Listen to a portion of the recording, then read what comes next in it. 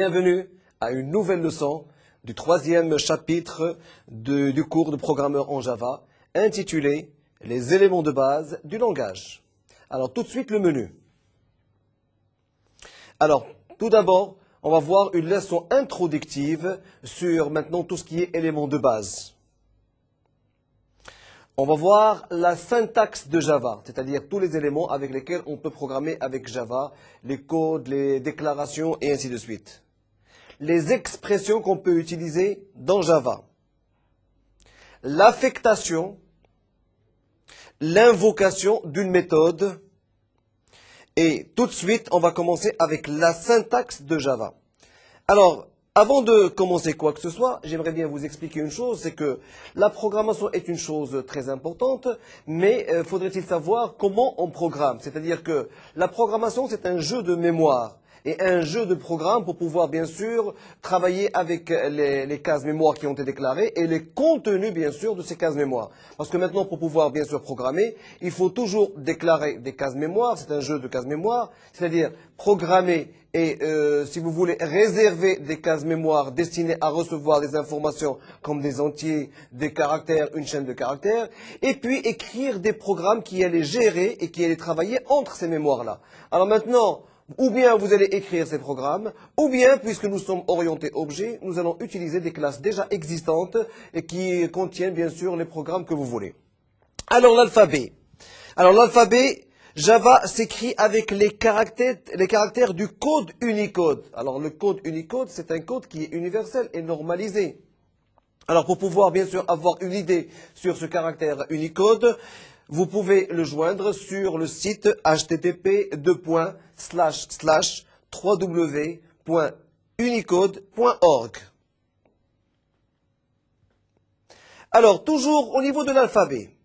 Toutefois, à part les commentaires, les identificateurs et le contenu des chaînes, tous les éléments d'un programme sont en ASCII. Et comme vous devez le savoir, le code ASCII, c'est un code qui est normalisé dans le monde entier. Donc ce qui fait qu'au niveau de Java, la syntaxe est complètement en ASCII, mis à part bien sûr les commentaires, les identificateurs, ainsi que le contenu des chaînes.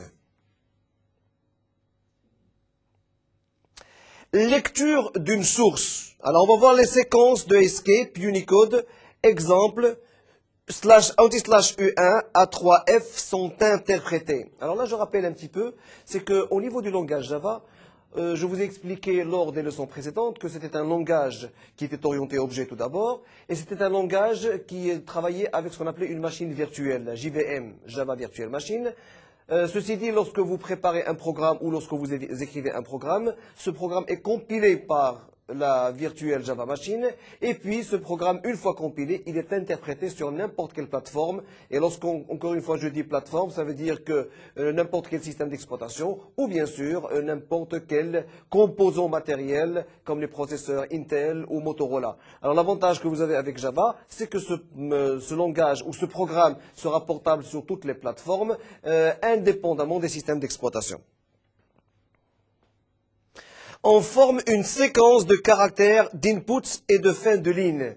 Effectivement, lorsqu'on lit une source d'un programme, alors le contenu de tout le programme, c'est une séquence de caractères qui sont écrits.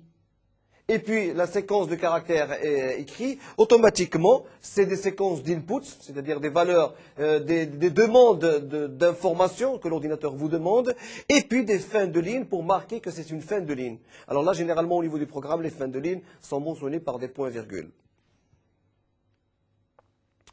Alors, conversion en une séquence de tokens en écartant les espaces et les commentaires.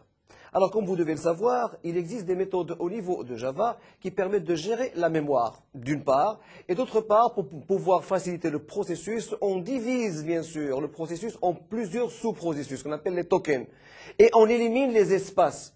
C'est ce qu'on appelle le ramasse-miettes. Alors le ramasse-miettes, qu'est-ce qu'il fait? Lorsqu'il y a des espaces qui sont libres, par exemple, entre une ligne et une autre ligne, il peut bien sûr nous les faire bien sûr valoriser et nous les ajouter au niveau de notre mémoire. Sinon maintenant, s'il y a une variable qui a arrêté de travailler, qui ne marche plus, donc automatiquement il récupère la case mémoire qui lui a été réservée. Les commentaires. Alors, les commentaires peuvent être insérés dans un programme de deux façons. Alors, j'explique les commentaires. Un bon programmeur, c'est un programmeur qui écrit, par exemple, son code source, mais avant d'écrire son code de source, automatiquement, il insère des commentaires pour savoir un petit peu ce programme, il sert à quoi, ou ce tronçon de programme, il sert à quoi. C'est très important. Parce qu'un bon programmeur, il se retrouve avec des pages et des pages de programmes et de centaines, voire des milliers de lignes écrites. Alors, pour pouvoir se retrouver, il doit absolument insérer des commentaires pour pouvoir comprendre tel ou tel processus ou procédure. Alors, les commentaires, il y a deux manières d'insérer des commentaires. Ou bien, une ligne qui commence avec deux slash. Alors, une ligne qui commence avec deux slash, ça veut dire que cette ligne, c'est une ligne de commentaire. Donc, dès que vous entamez les deux slash, tout ce qui est après les deux slash sera considéré comme commentaire. Alors maintenant, si vous avez besoin, par exemple d'écrire plusieurs lignes, à ce moment-là, il faut écrire slash étoile. Et une fois que vous avez terminé votre commentaire, que ce soit sur une ligne ou plusieurs lignes, vous insérez le étoile slash dans l'autre sens. Et tout ce qui est compris entre le slash étoile et le étoile slash, au niveau de votre programme, sera considéré comme un commentaire.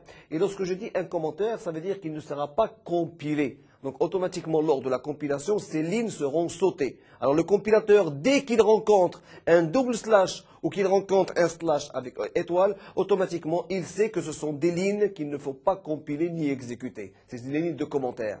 Mais toujours est-il, encore une fois, je le répète, un très bon programmeur, c'est un programmeur qui, bien sûr, insère des commentaires tout au long de son programme pour comprendre un petit peu la suite. Parce que maintenant, il peut faire un programme, et puis ne le revoir que dans un mois plus tard, voire une année plus tard. Alors pour comprendre un petit peu ce qu'il fait au niveau de son programme, il faut absolument qu'il ait des commentaires afin de l'aider à retrouver un petit peu ce qu'il a fait au niveau de son application. Les identificateurs. Alors un identificateur peut être toute séquence de lettres et chiffres. Alors, au niveau de Java, de tout l'Unicode, c'est-à-dire que lorsqu'on parle d'identificateur, c'est-à-dire qu'on parle d'un objet que vous allez créer. Alors, cet objet que vous allez créer, il peut comporter n'importe quel type de caractère. Maintenant, faudrait-il savoir qu'il y a des mots réservés qu'il ne faut pas utiliser. Mais à part ces mots réservés, et on va les voir tout de suite, vous pouvez utiliser toutes les combinaisons de chiffres et de lettres que vous pouvez imaginer. Alors, vous pouvez utiliser les lettres, minuscules, majuscules, que ce soit des lettres en latin ou d'autres types de lettres. Vous pouvez utiliser des chiffres. Vous pouvez utiliser une combinaison de lettres et de chiffres au niveau des mêmes identificateurs. Alors maintenant, c'est évident, vous ne peut pas être égal à un mot réservé. Un identificateur ne peut jamais être égal à un mot réservé ou un mot qui est nul, et ça on va le voir. Alors, exemple d'identificateur, vous allez voir. Donc, on a essayé de vous montrer un petit peu une multitude d'exemples pour avoir une idée sur ce que ce peut être un identificateur. Alors, ça peut être des chiffres, des caractères, ce que vous voulez, des caractères en latin, des caractères écrits au niveau de plusieurs langues. Mais toujours est-il, là aussi, en chinois, en japonais, vous pouvez bien sûr avoir des identificateurs de toutes formes et tout caractère compris, à part les mots réservés. Alors, vous avez une idée maintenant sur les mots réservés. Ce sont les mots que vous devez, bien sûr, éviter au niveau de la déclaration de vos identificateurs. Alors, abstract, booléen, break, byte, case, catch, et ainsi de suite. Tout ça, c'est une liste, je dirais, non exhaustive de tous les mots réservés que vous ne devez pas utiliser. De toute façon, si jamais vous vous trompez et vous utilisez un mot réservé au niveau de votre identificateur, vous allez avoir une erreur au niveau de la compilation et il va vous le mentionner. Les littéraux, literals. Alors, les littéraux, ce sont les valeurs de type primitif, ou bien les chaînes de caractères, sinon le type nul, ce qu'on appelle les littéraux. Donc, en principe, les valeurs de type primitif, c'est ce qu'on a vu au niveau des leçons précédentes, ce sont les integers, ce sont les réels, les doubles, et ainsi de suite. Ce sont des déclarations, d'accord, avec lesquelles vous devez travailler et avec lesquelles vous devez bien sûr réserver vos cases mémoire. Parce que, encore une fois, ce sont les déclarations que vous allez faire qui spécifient le nombre d'octets qui vont être réservés au niveau de la mémoire pour tel ou tel identificateur. Alors, les valeurs d'un type primitif, alors les entiers, vous avez les entiers, vous avez les décimales, vous avez les octales et les hexadécimales. Alors les décimales, bien sûr, vous pouvez avoir de 0, 256 avec des chiffres négatifs et ainsi de suite. Les octales, d'accord, c'est-à-dire que vous allez travailler sur 8 bits, donc vous pouvez aller de 0 jusqu'à 7 sans atteindre le 8. Et en hexadécimal, ça veut dire qu'on va travailler sur une base de 16. Et tout ça, ce sont des valeurs au niveau de Java que vous pouvez utiliser sans problème. Vous avez aussi les virgules flottantes qui vous permettent de déclarer des réels. Vous avez les booléens, true ou false. Alors là, c'est une valeur primitive qui est très intéressante et qu'on utilise souvent parce qu'elle n'a que deux valeurs. Elle peut avoir ou bien true ou bien false et elle nous aide énormément au niveau de notre programmation. Les caractères A, pourcentage, anti-slash-T, double anti-slash, anti-slash, anti-slash UU 0, 3 à 9, and anti-slash 177, and oméga, et ainsi de suite. Ce sont des caractères de valeur d'un type primitif. Alors maintenant les chaînes. Alors les chaînes de caractères, c'est une chaîne qui peut recevoir de 0 à l'infini de caractères. Et lorsqu'on parle des caractères, ça peut être une lettre, ça peut être un chiffre, ça peut être une combinaison de lettres et un chiffre. Alors 0 ou plusieurs caractères entre guillemets. Ça veut dire que tout ce qui sera entre les guillemets sera considéré comme une chaîne de caractères. Exemple, vous avez maintenant entre deux guillemets.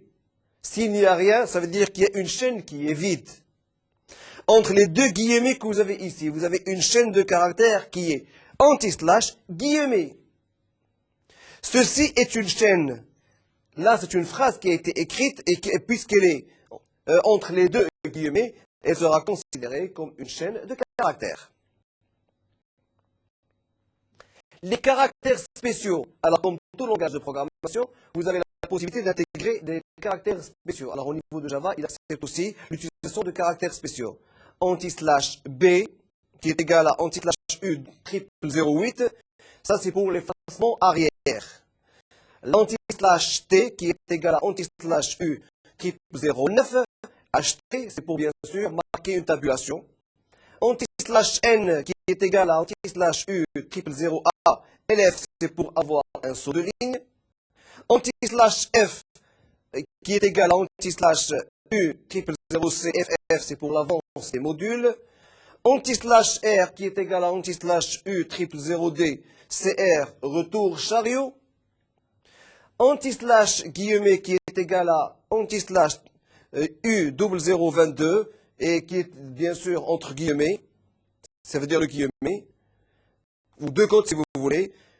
Alors anti-slash tout simplement, c'est-à-dire que qui est égal à anti-slash U 0027, qui est égal à un seul guillemet, ou entre côtes si vous voulez. Et en double anti-slash, qui est égal à anti-slash U 005C, et automatiquement c'est le vrai anti-slash. Alors ce sont les caractères spéciaux que vous pouvez utiliser au niveau de Java. Alors, les séparateurs. Vous avez 9 séparateurs que vous pouvez utiliser au niveau de votre programme Java. Ces 9 caractères servent de séparateurs de lignes ou de signes de ponctuation. Vous avez entre parenthèses, vous avez entre accolades, vous avez entre crochets, vous avez les points-virgules, vous avez les virgules et vous avez les points. Alors bien sûr, les accolades seront beaucoup plus utilisées au niveau des arguments que vous allez avoir, surtout lorsque vous allez travailler avec des classes. Les entre parenthèses, c'est comme un beginner end d'une procédure, c'est-à-dire que chaque fois que vous allez commencer une classe ou une procédure, il faut la délimiter entre les deux parenthèses.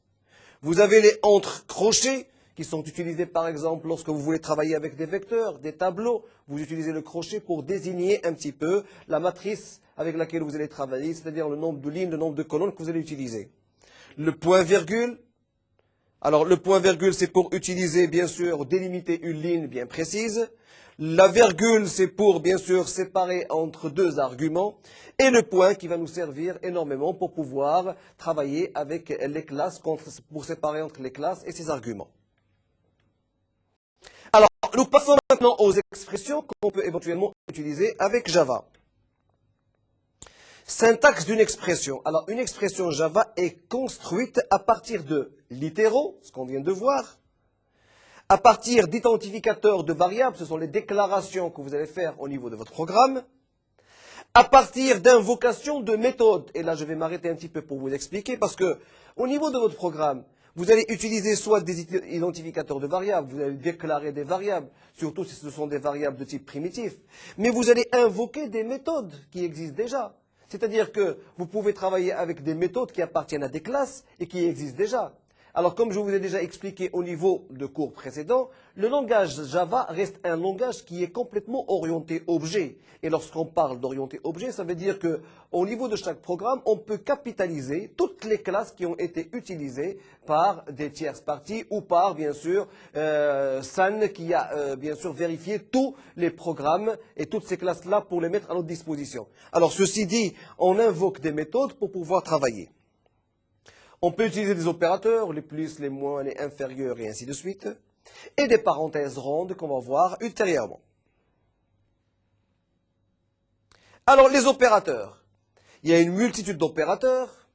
Alors, l'opérateur égal, l'opérateur supérieur, l'opérateur inférieur, l'opérateur point d'exclamation, l'opérateur environ, si vous voulez, l'opérateur point d'interrogation, l'opérateur deux points, l'opérateur égal pour bien sûr des opérations logiques, l'opération inférieure ou égale, l'opérateur supérieur ou égal, l'opérateur différent, l'opérateur end au niveau des opérateurs logiques, l'opérateur ou si vous voulez, l'opérateur plus qui nous sert à l'incrémentation, l'opérateur moins pour la décrémentation, le signe plus, le signe moins, le signe étoile, le signe divisé, donc étoile c'est multiplication, le signe and normal, le signe séparation trait avec un chapeau,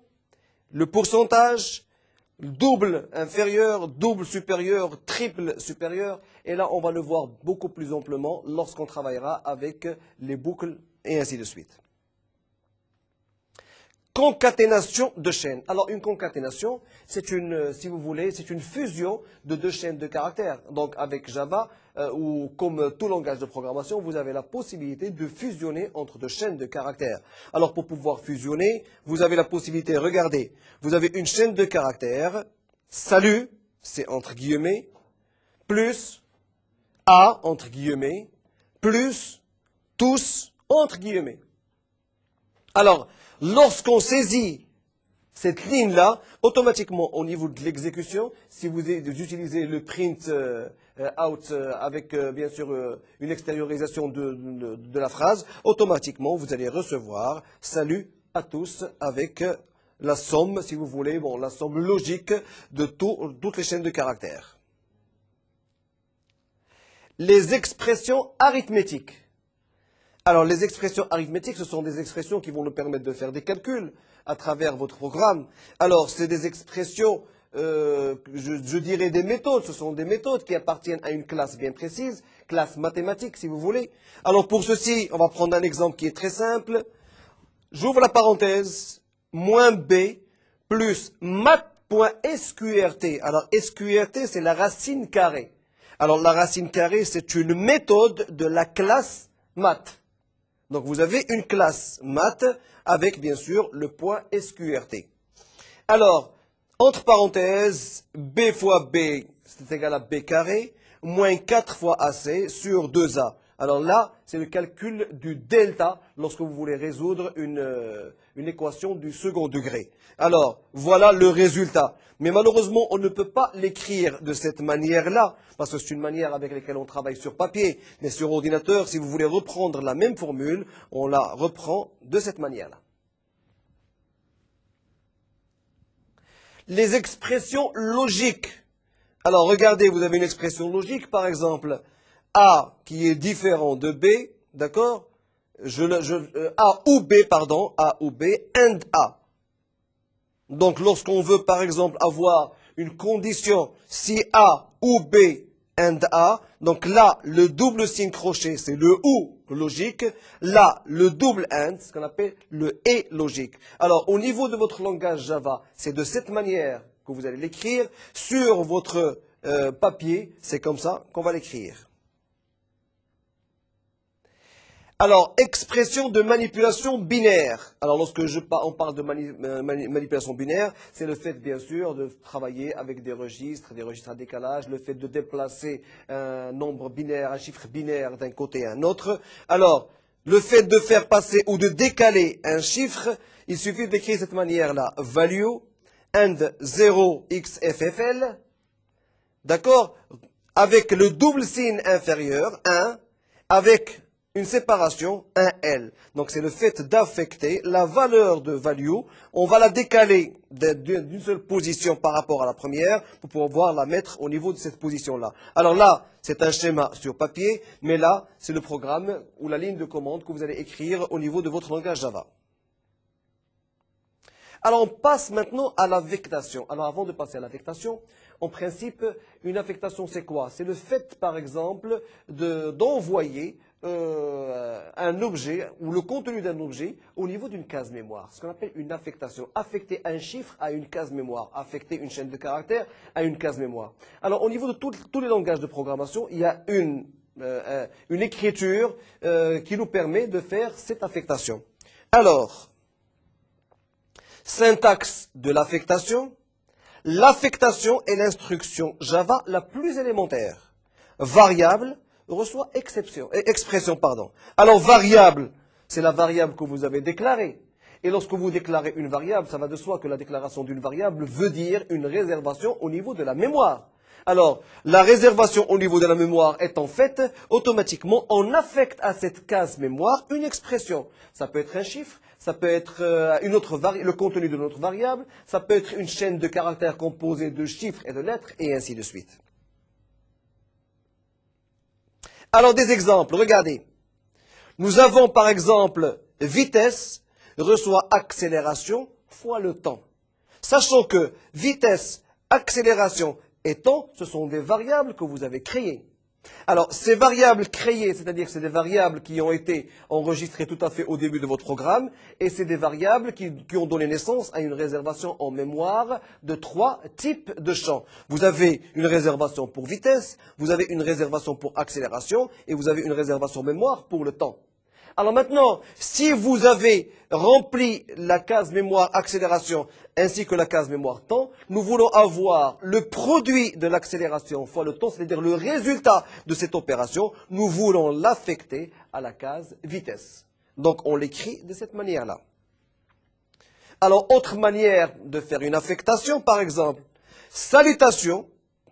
C'est une case mémoire qui a été déclarée, donc qui a été réservée. Elle va recevoir une chaîne de caractères salut.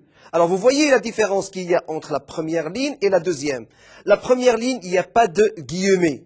Lorsqu'il n'y a pas de guillemets, il s'agit d'affecter une case mémoire à une autre case mémoire. Ou, plus exactement, affecter le contenu d'une case mémoire vers le contenu d'une deuxième case mémoire. C'est ça la différence qu'il y a. Alors que maintenant, au niveau de la deuxième ligne, nous allons affecter le contenu de ce qu'il y a entre le guillemet au niveau de la case mémoire. Salutation, c'est la différence qu'il y a. Alors retenez bien, lorsqu'il s'agit d'affecter une chaîne de caractères au niveau d'une case mémoire, il faut la délimiter avec des guillemets. Sinon, si vous ne délimitez pas avec des guillemets, ça veut dire que vous voulez affecter le contenu de la case mémoire vers une autre case mémoire.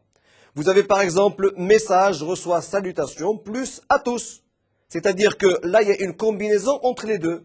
La case mémoire message, donc il y a une case mémoire qui s'appelle message, va recevoir le contenu de la case mémoire salutation plus, bien sûr, la chaîne de caractères à tous.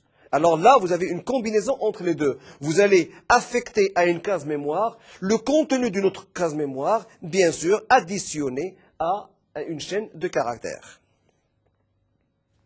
Delta recevra mat.sqrt, parenthèse, B fois B moins 4 fois AC. C'est-à-dire que delta, c'est une case mémoire qui a été réservée tout à fait au début. Donc le contenu ou cette case mémoire va recevoir la fonction, donc math.sqrt. Alors math, c'est la classe. SQRT, d'accord, c'est un argument, si vous voulez, de la classe math. B carré moins 4 fois AC. Donc, la classe math, la méthode SQRT, et puis, bien sûr, vous avez votre formule. Autrement dit, la case mémoire delta recevra, bien sûr, le calcul de math.sqrt B carré moins 4AC. Sachant que les B sont aussi les contenus de case mémoire B, les A et C aussi. Donc, on travaille avec des variables. Alors maintenant, si nous avons une case B qui est remplie, une case A qui est remplie, une case C qui est remplie, automatiquement, nous allons avoir le résultat d'une formule qui sera affectée à la case mémoire delta.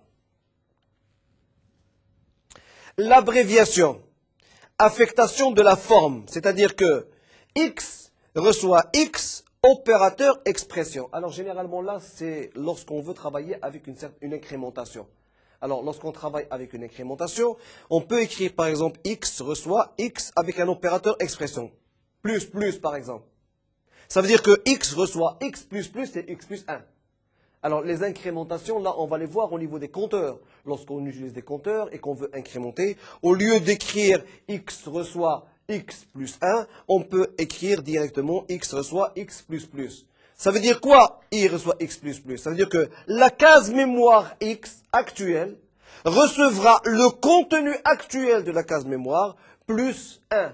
Automatiquement, si le contenu de la case mémoire est égal à 1, automatiquement, après cette opération, le contenu de la case mémoire deviendra 2. Et qui peuvent être écrits de cette manière-là. Alors, au niveau de Java, il y a une autre possibilité d'écriture. On peut écrire, par exemple, x plus est égal l'expression. Et ça, c'est une chose qui est très importante. C'est-à-dire que, au lieu d'écrire x est égal x opérateur plus, par exemple, une expression, je peux écrire x plus est égal une expression. Et ça, c'est une chose très importante. Alors, les opérateurs combinés avec l'affectation. Alors, bien sûr, au niveau lorsqu'on veut écrire une formule d'affectation, vous avez des opérateurs avec lesquels vous pouvez travailler.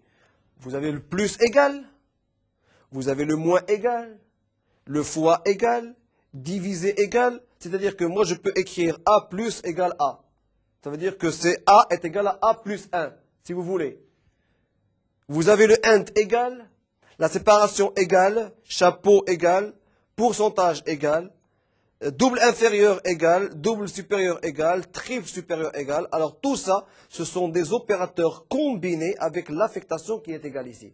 Et ils nous aident énormément au niveau, bien sûr, de l'écriture de la formule. Au lieu d'écrire une formule qui reste un petit peu plus longue, on peut la simplifier en utilisant des opérateurs combinés.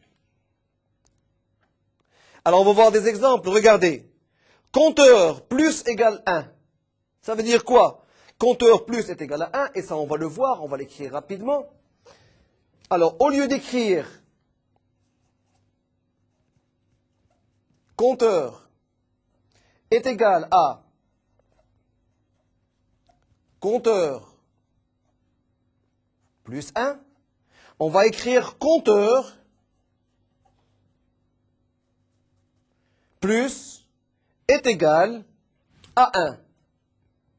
Alors, ou compteur, c'est une case mémoire. Alors, la case mémoire compteur recevra le contenu actuel de la case mémoire compteur plus 1. Alors, vous avez une case mémoire qui s'appelle compteur.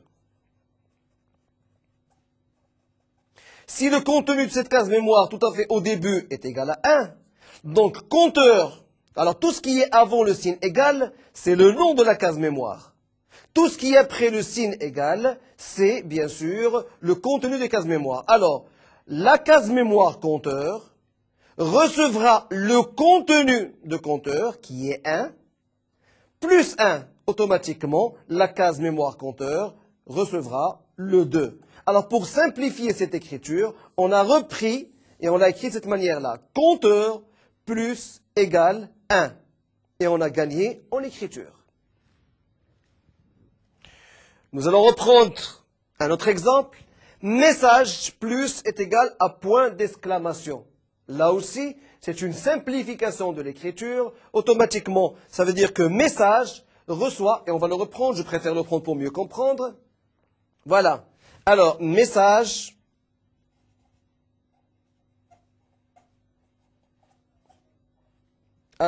plus est égal à point d'exclamation.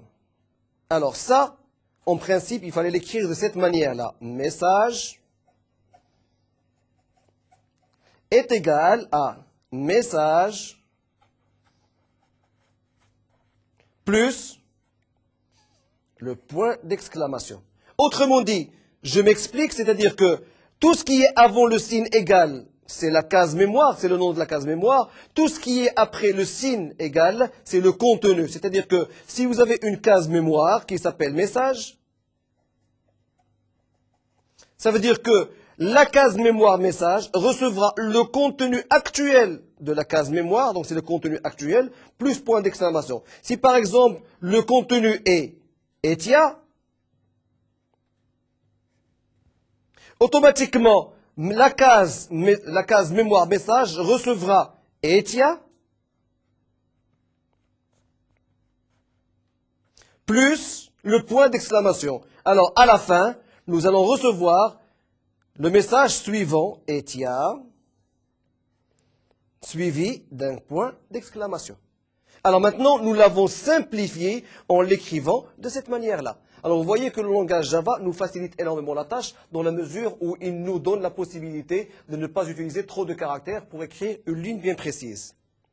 Registre, par exemple, reçoit, mais avec deux flèches inférieures, si vous voulez, num bit fois 8. Donc c'est une affectation. Nous voulons affecter maintenant un nombre de bits bien précis au registre, et ainsi de suite, de la même manière.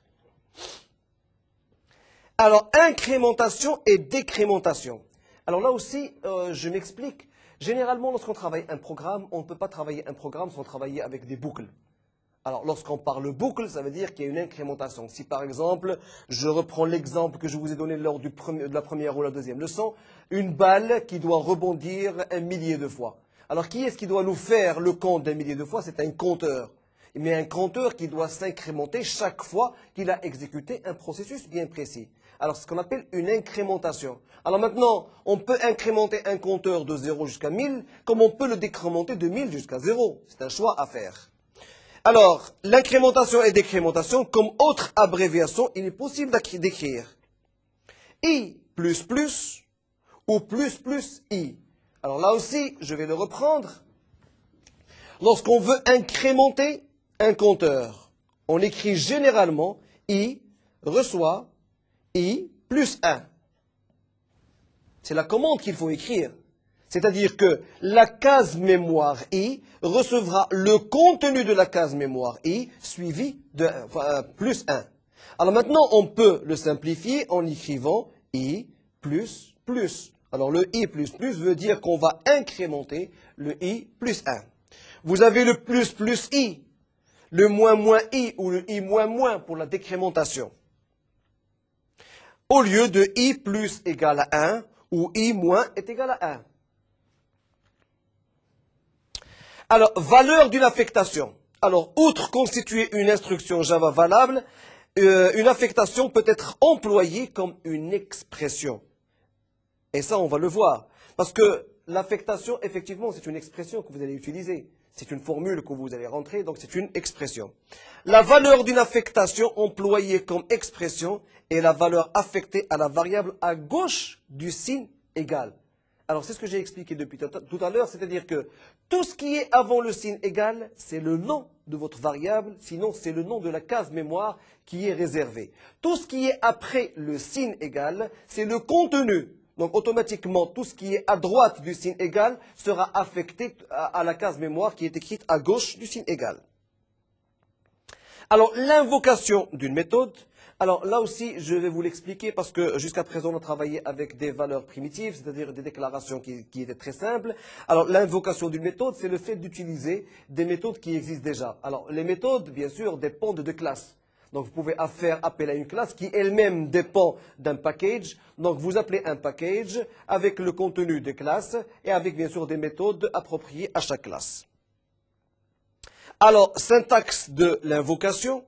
Toute méthode d'une classe a un nom, qui est un identificateur Java. Et ça, c'est très important, parce que vous pouvez avoir une classe et plusieurs méthodes qui désignent la même classe. Par exemple, la classe math, c'est une classe mathématique. Alors, au niveau de la classe math, on retrouve plusieurs méthodes pour la SQRT, par exemple, et énormément de méthodes qui spécifient la classe math.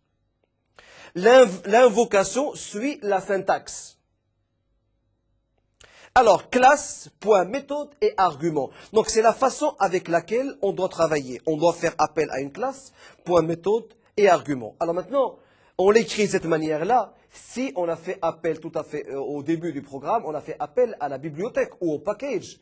Alors maintenant, si on n'a pas fait appel au package, c'est à ce moment-là qu'il faut faire appel au nom du package, point la classe, point la méthode, et ainsi de suite, et les arguments de méthode qui viennent à l'intérieur.